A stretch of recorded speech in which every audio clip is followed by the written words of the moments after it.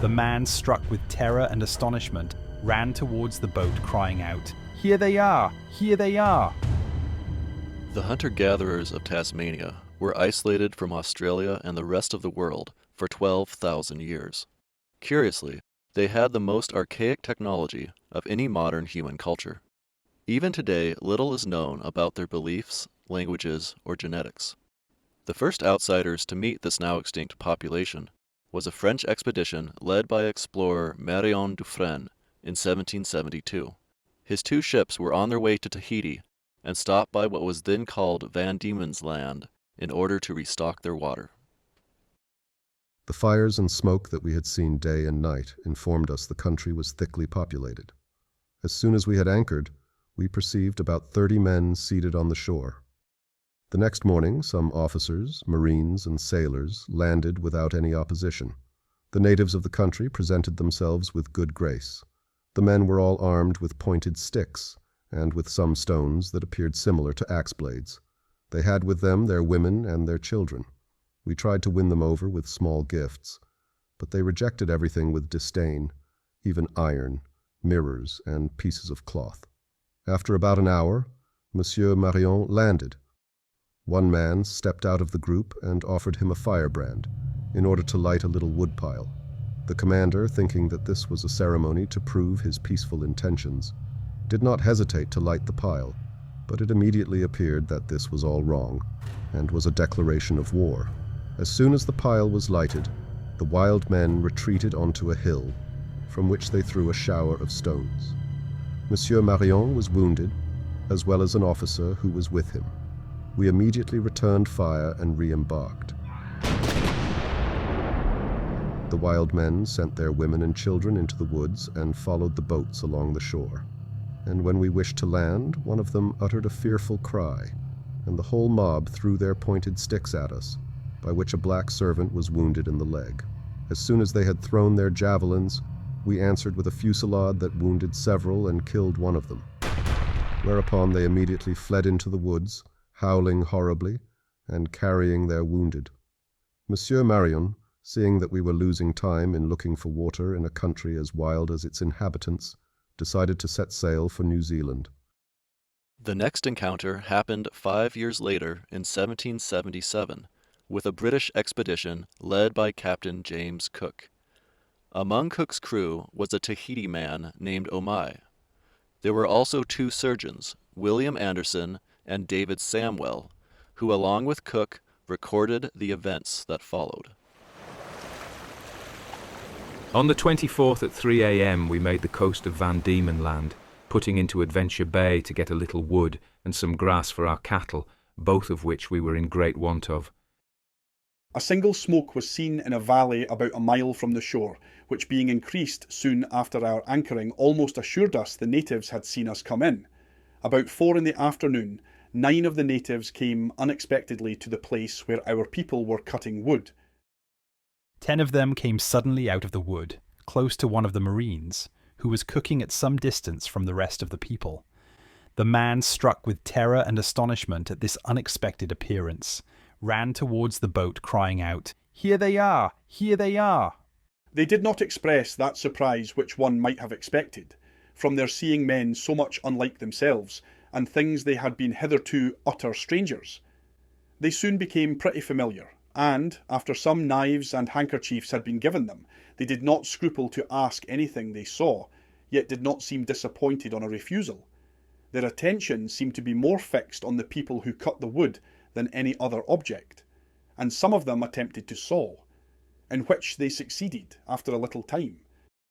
They received everything we gave them without the least appearance of satisfaction. Some bread was given them, but as soon as they understood it was to eat, they either returned it or threw it away. As these people were so indifferent, it is no wonder that we did not find them so inclined to thieving as the South Sea Islanders. However, one of them was catched with his hands in a gent's pocket.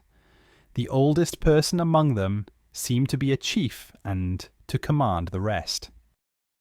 They differ in many respects from the inhabitants of the more northern parts of this country, nor do they seem to be that miserable people Dampier mentions to have seen on the western coast. They were quite naked and wore no ornaments, except the large punctures or ridges raised on the skin, some in straight and others in curved lines, might be reckoned as such. They were of the common stature, but rather slender. Their skin was black, and also their hair, which was as woolly as any native of Guinea. Their features were far from disagreeable. Their hair is clotted or divided into small parcels with the use of some sort of grease mixed with a red paint or ochre, which they smear in great abundance over their head, and it would appear as if they sometimes heightened their black colour by smutting their bodies, as a mark was left behind on white paper when they handled it. As I wanted to know the use of the stick which one of them carried in his hand, I made signs to them to show me, and so far succeeded that one of them set up a mark at about 20 yards distance and threw at it, but did not seem to be a good marksman. Omai, to show them how much superior our weapons were to theirs, fired his musket at the mark, on which they instantly ran into the woods, notwithstanding all we could do or say. One of them was so frightened that he let drop an axe and 2 knives that were given him. This impatience of Omai to show his new acquired tricks was certainly natural enough, but yet we could not help blaming him, as we thought it would prevent our having further intercourse with these people. But in this we were mistaken. The morning was ushered in with a dead calm which continued all the day and effectually prevented our sailing. I therefore sent the grass cutters over to the east point of the bay, where I was told there was some good grass, and the wooding party to the usual place. With this party I went myself, as several of the natives were at this time strolling along the shore. We had not been long landed before about 20 of them, men and boys, joined us without expressing the least fear or distrust. Some of them were the same as had been with us the day before, but the greatest part were strangers. I gave each of them a string of beads and a medal, which I thought they received with some satisfaction. The most curious, inquisitive, and busy man amongst them was a little deformed, hump-backed fellow. He expressed great joy by laughing, shouting, and jumping upon having a piece of white cloth, cut in the Otaheite fashion, thrown over his shoulders by Omai.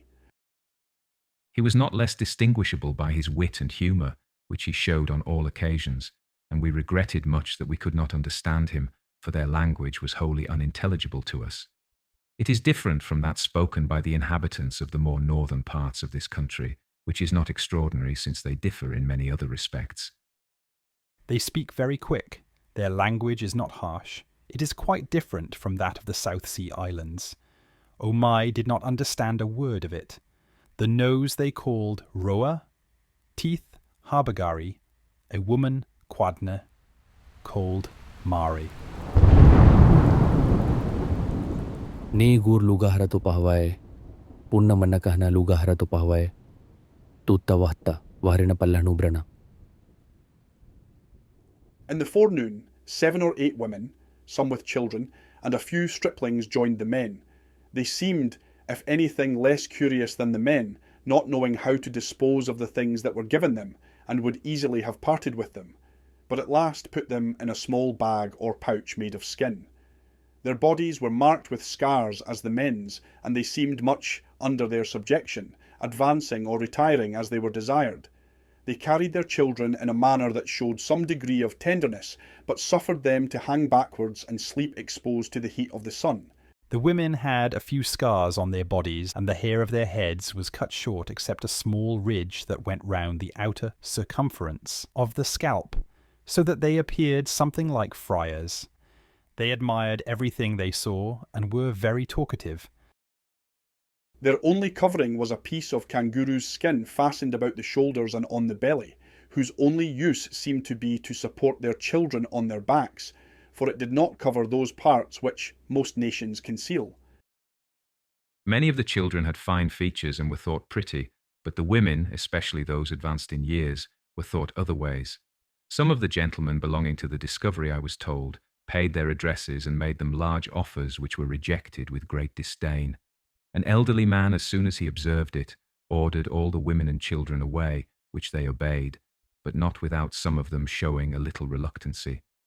This conduct to Indian women is highly blamable, as it creates a jealousy in the men that may be attended with fatal consequences. After staying with us about an hour, they left us. 3 of us followed them a considerable way, intending to visit their habitations and take a dinner with them. But, though they had their children on their backs, they proved too swift-footed for us, and we lost them in the wood, so were obliged to return, without having satisfied our curiosity or our appetites. The men remained some time after, and sufficiently indicated the opinion they had of their safety by some falling asleep on the beach in the heat of the sun, with an air of the most perfect security. They refused some elephant fish which were offered them with a sort of horror, as if they never did or were afraid to eat them. They indeed seemed fond of birds, and seemed delighted with the sight of 2 small pigs which had been brought on shore to be left in the bay. They seemed to set no value on iron or iron tools, nor did they seem to know the use of fish hooks. It was evident that shellfish made a part of their food by the many heaps of mussel shells we saw about some deserted habitations. These were little shades or hovels built of sticks and covered with bark. Many of the largest trees have their trunks hollowed out by fire to the height of 6 or 7 feet, where they evidently live at times, from the hearths made of clay to contain the fire in the middle, which leaves room for 4 or 5 to sit round. These places of shelter are durable, for they take care to leave one side of the tree sound, which is sufficient to keep it in a state of growth, as luxuriant as those which remain untouched.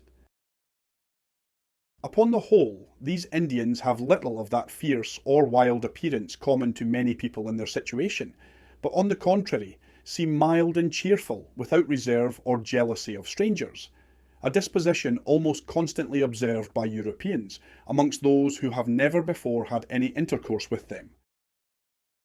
The men lent us their assistance to push the boat off, but with all our dumb oratory, we could not prevail with any of them to accompany us on board.